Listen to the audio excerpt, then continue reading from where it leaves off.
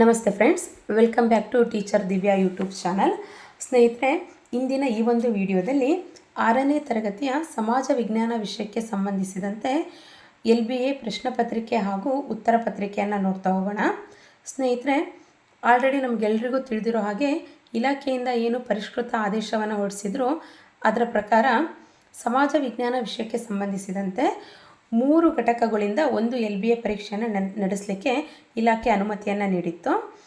ಹಾಗೆ ಲ್ಯಾಂಗ್ವೇಜಲ್ಲೂ ಕೂಡ ಒಂದು ಪದ್ಯ ಹಾಗೂ ಒಂದು ಗದ್ಯಕ್ಕೆ ಸಂಬಂಧಿಸಿದಂತೆ ಒಂದು LBA ಪರೀಕ್ಷೆಯನ್ನು ಮಾಡಲಿಕ್ಕೆ ಅವಕಾಶವನ್ನು ಮಾಡಿಕೊಟ್ಟಿತ್ತು. ಸೊ ಹಾಗಾಗಿ ನಾವು ಇಂದಿನ ಈ ಒಂದು ವಿಡಿಯೋದಲ್ಲಿ ಯಾವ ಘಟಕವನ್ನು ಪರಿಗಣಿಸ್ಬಿಟ್ಟು ಒಂದು LBA ಪರೀಕ್ಷೆಯನ್ನು ಪ್ರಶ್ನೆ ಪತ್ರಿಕೆಯನ್ನು ತಯಾರಿ ಮಾಡಿದ್ದೀವಿ. ಹಾಗೆ ಅದರ ಉತ್ತರ ಪತ್ರಿಕೆಯನ್ನು ಕೂಡ ಆನ್ಸರ್ಸನ್ನು ಕೂಡ ನೋಡ್ತಾ ಹೋಗೋಣ. ಸ್ನೇಹಿತರೆ, ಇಲ್ಲಿ ನೋಡಿ, ಈಗ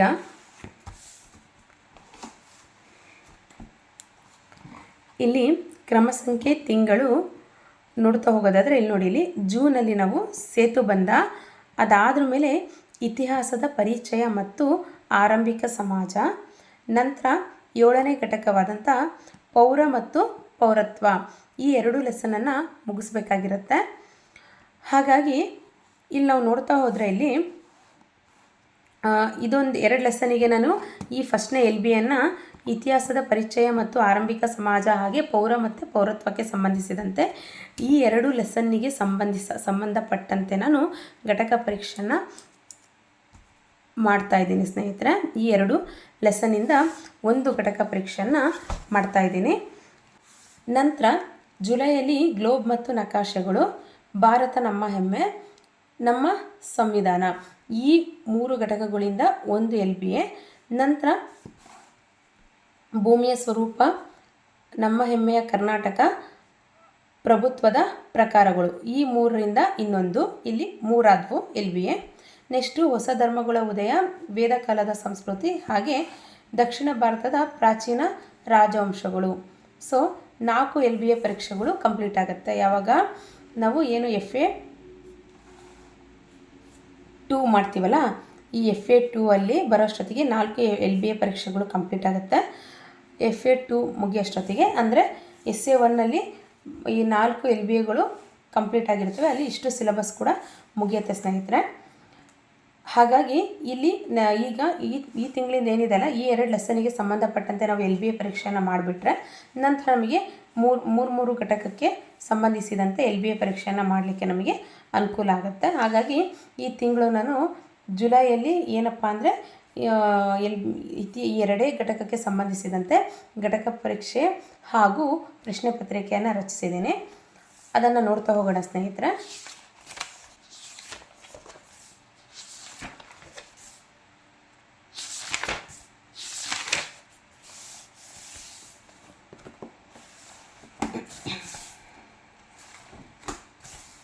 ಇಲ್ಲಿ ನೋಡಿ, ಪಾಠ ಆಧಾರಿತ ಮೌಲ್ಯಾಂಕನ, ಇತಿಹಾಸದ ಪರಿಚಯ ಮತ್ತು ಆರಂಭಿಕ ಸಮಾಜ, ಪೌರ ಮತ್ತು ಪೌರತ್ವ, ಈ ಒಂದು ಘಟಕಕ್ಕೆ ಸಂಬಂಧಿಸಿದಂತೆ 2 ಘಟಕಗಳಿಂದ LBA ಪರೀಕ್ಷೆಯನ್ನು ಮಾಡ್ತಾಯಿದ್ದೀನಿ.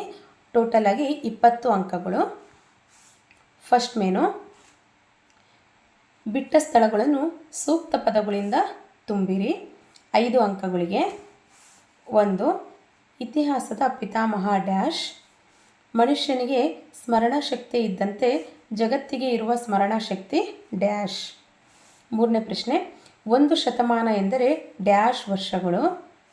4ನೇ ಪ್ರಶ್ನೆ, ಹರಪ್ಪ ನಾಗರಿಕತೆಯ ಕಾಲ ಇತಿಹಾಸದ ಡ್ಯಾಶ್ ಕಾಲಘಟ್ಟಕ್ಕೆ ಸೇರಿದ್ದು. ಪ್ರಶ್ನೆ 5, ಶಿಲಾಯುಗಗಳು ಇತಿಹಾಸದ ಡ್ಯಾಶ್ ಕಾಲಘಟ್ಟಕ್ಕೆ ಸೇರಿದ್ದು. ನೆಕ್ಸ್ಟು ಸೆಕೆಂಡ್ ಮೇನು, ಕೆಳಗಿನ ಹೇಳಿಕೆಗಳನ್ನು ಸರಿ ತಪ್ಪು ಎಂದು ಗುರುತಿಸಿ. ಪ್ರಶ್ನೆ 6, ಏಕಕಾಲದಲ್ಲಿ 2 ದೇಶಗಳ ಪೌರತ್ವ ಪಡೆಯಬಹುದು. ಪ್ರಶ್ನೆ 7, ಜನನದ ಮೂಲಕ ಪಡೆಯುವ ಪೌರತ್ವವು ಸಹಜೀಕೃತ ಪೌರತ್ವ ಆಗಿರುತ್ತದೆ. ಪ್ರಶ್ನೆ 8, ಒಬ್ಬ ವ್ಯಕ್ತಿಯು ಆತನ ತಂದೆ ತಾಯಿ ಯಾವ ದೇಶಕ್ಕೆ ಸೇರಿದವರು ಎನ್ನುವ ಆಧಾರದ ಮೇಲೆ ಆ ದೇಶದ ಪೌರತ್ವವನ್ನು ಪಡೆಯುತ್ತಾನೆ. ನೆಕ್ಸ್ಟು ಒಂದು ವಾಕ್ಯದಲ್ಲಿ ಉತ್ತರಿಸಿ. ಪ್ರಶ್ನೆ 9, ಇತಿಹಾಸ ಎಂದರೇನು. ಪ್ರಶ್ನೆ 10, ಪೌರರು ಎಂದರೆ ಯಾರು. ಪ್ರಶ್ನೆ 11, ಮಾನವನ ವಿಕಾಸ ಎಷ್ಟು ವರ್ಷಗಳ ಹಿಂದೆ ಆಯಿತು? ಪ್ರಶ್ನೆ 12, ಪುರಾತತ್ವ ಆಧಾರಗಳು ಎಂದರೇನು? ಪ್ರಶ್ನೆ ಸಂಖ್ಯೆ 13, ಪೌರತ್ವ ಎಂದರೇನು? ಪ್ರಶ್ನೆ 14, ಲೋಹಗಳ ಬಳಕೆ ಪ್ರಾರಂಭವಾದ ಕಾಲ ಯಾವುದು? ನೆಕ್ಸ್ಟ್ ಮೇನ್ 4th ಮೇನ್ ನೋಡಿ, ಕೆಳಗಿನ ಪ್ರಶ್ನೆಗಳಿಗೆ 2-3 ವಾಕ್ಯಗಳಲ್ಲಿ ಉತ್ತರಿಸಿ. ಪ್ರಶ್ನೆ 15, ಇತಿಹಾಸದ 3 ಪ್ರಧಾನ ಕಾಲಗಳು ಯಾವುವು? ಪ್ರಶ್ನೆ 16, ಪೌರತ್ವವನ್ನು ಪಡೆಯುವ 2 ವಿಧಾನಗಳನ್ನು ತಿಳಿಸಿ. ಪ್ರಶ್ನೆ 17, ಇತಿಹಾಸದ ಪ್ರಮುಖ ಆಧಾರಗಳು ಯಾವುವು? ಸೊ ಇಲ್ಲಿ 20 ಅಂಕಗಳಿಗೆ ಒಂದು ಪ್ರಶ್ನೆ ಪತ್ರಿಕೆಯನ್ನು ರೆಡಿ ಮಾಡಿದ್ದೀನಿ ಸ್ನೇಹಿತರೆ, 20 ಅಂಕಗಳಿಗೆ. ಈಗ ಇದಕ್ಕೆ ನಾವು ಉತ್ತರವನ್ನು ನೋಡ್ತಾ ಹೋಗೋಣ.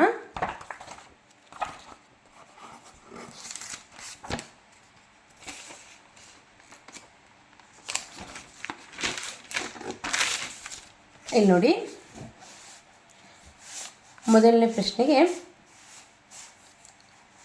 ಇತಿಹಾಸದ ಪಿತಾಮಹ ಯಾರು ಅಂತಿದೆ, ಅದಕ್ಕೆ ಆನ್ಸರು ಹೆರೋಡೋಟಸ್. ನೆಕ್ಸ್ಟು, ಮನುಷ್ಯನಿಗೆ ಸ್ಮರಣಶಕ್ತಿ ಇದ್ದಂತೆ ಜಗತ್ತಿಗೆ ಇರುವ ಸ್ಮರಣಶಕ್ತಿ ಇತಿಹಾಸ. 1 ಶತಮಾನ ಎಂದರೆ ಡ್ಯಾಶ್ ವರ್ಷಗಳು? 100 ವರ್ಷಗಳು. ಹರಪ್ಪ ನಾಗರಿಕತೆಯ ಕಾಲ ಇತಿಹಾಸದ ಡ್ಯಾಶ್ ಕಾಲಘಟ್ಟಕ್ಕೆ ಸೇರಿದ್ದು ಅಂತಿದೆ, ಅದಕ್ಕೆ ಆನ್ಸರು ಪೂರ್ವಭಾವಿ ಇತಿಹಾಸ ಕಾಲ. ಶಿಲಾಯುಗಗಳು ಇತಿಹಾಸದ ಡ್ಯಾಶ್ ಕಾಲಘಟ್ಟಕ್ಕೆ ಸೇರಿದ್ದು ಪ್ರಾಗೈತಿಹಾಸಿಕ ಕಾಲ. ನೆಕ್ಸ್ಟ್ ಈಗ ಸೆಕೆಂಡ್ ಮೇನು, ಕೆಳಗಿನ ಹೇಳಿಕೆಗಳನ್ನು ಸರಿ ತಪ್ಪು ಎಂದು ಗುರುತಿಸಿರಿ. ಇದರಲ್ಲಿ ಏಕಕಾಲದಲ್ಲಿ 2 ದೇಶಗಳ ಪೌರತ್ವ ಪಡೆಯಬಹುದು. ಉತ್ತರ ತಪ್ಪು. ಏಕಕಾಲದಲ್ಲಿ 2 ದೇಶಗಳ ಪೌರತ್ವವನ್ನು ಪಡೆಯಲು ಸಾಧ್ಯವಿಲ್ಲ. ನೆಕ್ಸ್ಟು, ಜನನದ ಮೂಲಕ ಪಡೆಯುವ ಪೌರತ್ವವು ಸಹಜೀಕೃತ ಪೌರತ್ವ ಆಗಿರುತ್ತದೆ. ಆನ್ಸರು ಯಾವಾಗಲೂ ಕೂಡ ಜನನದ ಮೂಲಕ ಪಡೆಯುವ ಪೌರತ್ವವು ಅದು ಸಹಜ ಪೌರತ್ವ ಆಗಿರುತ್ತದೆ, ಹಾಗಾಗಿ ಉತ್ತರ ತಪ್ಪು. ನೆಕ್ಸ್ಟು, ಒಬ್ಬ ವ್ಯಕ್ತಿಯು ಆತನ ತಂದೆ ತಾಯಿ ಯಾವ ದೇಶಕ್ಕೆ ಸೇರಿದವರು ಎನ್ನುವ ಆಧಾರದ ಮೇಲೆ ಆ ದೇಶದ ಪೌರತ್ವವನ್ನು ಪಡೆಯುತ್ತಾನೆ. ಆನ್ಸರು ಸರಿ. ನೆಕ್ಸ್ಟು, ಒಂದು ವಾಕ್ಯದಲ್ಲಿ ಉತ್ತರಿಸಿ. ಇತಿಹಾಸ ಎಂದರೇನು? ಈ ಹಿಂದೆ ನಡೆದು ಹೋದ ಸಂಗತಿಗಳನ್ನು ಕ್ರಮಬದ್ಧವಾಗಿ ಹೇಳುವುದೇ ಇತಿಹಾಸ. ಪೌರರು ಎಂದರೆ ಯಾರು? ಇಲ್ಲಿ ನೋಡಿ, ದೇಶವೊಂದರಲ್ಲಿ ಶಾಶ್ವತವಾಗಿ ನೆಲೆಸಿರುವ ಜವಾಬ್ದಾರಿಯುತ ಸದಸ್ಯರನ್ನು ನಾವು ಪೌರರು ಎನ್ನುತ್ತೇವೆ. ದೇಶವೊಂದರಲ್ಲಿ ಶಾಶ್ವತವಾಗಿ ನೆಲೆಸಿರುವ ಜವಾಬ್ದಾರಿಯುತ ಸದಸ್ಯರನ್ನು ನಾವು ಪೌರರು ಎನ್ನುತ್ತೇವೆ. ಸರಿನಾ? ನೆಕ್ಸ್ಟು, ಮಾನವನ ವಿಕಾಸ ಎಷ್ಟು ವರ್ಷಗಳ ಹಿಂದೆ ಆಯಿತು? ಮಾನವನ ವಿಕಾಸ 18 ಲಕ್ಷ ವರ್ಷಗಳ ಹಿಂದೆ ಆಯಿತು. ಆನ್ಸರು. ನೆಕ್ಸ್ಟು 12ನೇ ಪ್ರಶ್ನೆ, ಪುರಾತತ್ವ ಆಧಾರಗಳು ಎಂದರೇನು? ಈ ಪ್ರಶ್ನೆಗೆ ಉತ್ತರವನ್ನು ನೋಡೋದಾದರೆ, ಹಿಂದಿನ ಮಾನವರು ನಿರ್ಮಿಸಿದ ಮತ್ತು ಬಳಸಿದ ಭೌತಿಕ ವಸ್ತುಗಳ ಅವಶೇಷಗಳೇ ಪುರಾತತ್ವ ಆಧಾರಗಳು. ನೆಕ್ಸ್ಟ್ ಪ್ರಶ್ನೆ, ಪೌರತ್ವ ಎಂದರೇನು? ಒಂದು ದೇಶದ ಶಾಸನಾತ್ಮಕ ಸದಸ್ಯತ್ವವನ್ನು ಪೌರತ್ವ ಎನ್ನುವರು. ಲೋಹಗಳ ಬಳಕೆ ಪ್ರಾರಂಭವಾದ ಕಾಲ ಯಾವುದು? ಲೋಹಗಳ ಬಳಕೆಯು ನವಶಿಲಾಯುಗದ ಕೊನೆಯ ಕಾಲದಲ್ಲಿ ಪ್ರಾರಂಭವಾಯಿತು. ನೆಕ್ಸ್ಟು 2-3 ವಾಕ್ಯದಲ್ಲಿ ಉತ್ತರಿಸಿ. ಪ್ರಶ್ನೆ, ಇತಿಹಾಸದ 3 ಪ್ರಧಾನ ಕಾಲಗಳು ಯಾವುವು ಅಂತಿದೆ. ಆನ್ಸರನ್ನು ನೋಡೋದಾದರೆ,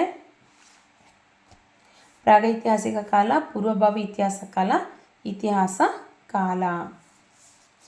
ನೆಕ್ಸ್ಟ್ ಪ್ರಶ್ನೆ, ಪೌರತ್ವವನ್ನು ಪಡೆಯುವ 2 ವಿಧಾನಗಳನ್ನು ತಿಳಿಸಿ.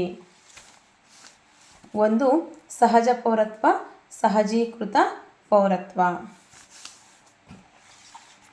ಇತಿಹಾಸದ ಪ್ರಮುಖ ಆಧಾರಗಳು ಯಾವುವು? 17ನೇ ಪ್ರಶ್ನೆಗೆ ಉತ್ತರ, ಇತಿಹಾಸದ ಪ್ರಮುಖ ಆಧಾರಗಳು 1 ಸಾಹಿತ್ಯ ಆಧಾರಗಳು, ಇನ್ನೊಂದು ಪುರಾತತ್ವ ಆಧಾರಗಳು. ಈ ಸಾಹಿತ್ಯ ಆಧಾರಗಳಲ್ಲಿ ಲಿಖಿತ ಸಾಹಿತ್ಯ, ಮೌಖಿಕ ಸಾಹಿತ್ಯ ಅಂತ ಬರುತ್ತೆ. ಅದರಲ್ಲಿ ಲಿಖಿತ ಸಾಹಿತ್ಯದಲ್ಲಿ ಮತ್ತೆ ನೋಡೋದಾದರೆ ನಾವು ದೇಶಿ ಸಾಹಿತ್ಯ, ವಿದೇಶಿ ಸಾಹಿತ್ಯವನ್ನು ನೋಡ್ಬೋದು. ಹಾಗೆ ಮೌಖಿಕ ಸಾಹಿತ್ಯದಲ್ಲೂ ಕೂಡ ನಾವು ಜನಪದಗಳು ಮತ್ತು ಲಾವಡಿಗಳು ಇವನ್ನೆಲ್ಲವೂ ಕೂಡ ನಾವು ನೋಡ್ತಾ ಹೋಗ್ಬೋದು.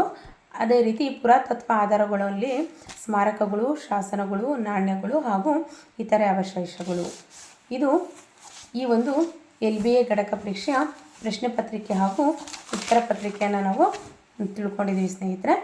ಮುಂದಿನ ಒಂದು ವಿಡಿಯೋದಲ್ಲಿ 7ನೇ ತರಗತಿಗೆ ಸಂಬಂಧಿಸಿದಂತೆ LBA ಘಟಕ ಮಾದರಿ ಪ್ರಶ್ನೆ ಪತ್ರಿಕೆ ಹಾಗೂ ಮಾದರಿ ಉತ್ತರ ಪತ್ರಿಕೆಯನ್ನು ನೋಡ್ತಾ ಹೋಗೋಣ ಸ್ನೇಹಿತರೆ. ಇಂದಿನ ಈ ಒಂದು ವಿಡಿಯೋ ಇಷ್ಟವಾದಲ್ಲಿ ಯಾರ್ಯಾರು ಸಬ್ಸ್ಕ್ರೈಬ್ ಮಾಡ್ಕೊಳ್ಳದೆ ನೋಡ್ತಿದ್ದೀರಿ ದಯಮಾಡಿ ಸಬ್ಸ್ಕ್ರೈಬ್ ಮಾಡ್ಕೊಂಡು ನೋಡಿ ಸ್ನೇಹಿತರೆ. ಧನ್ಯವಾದಗಳು.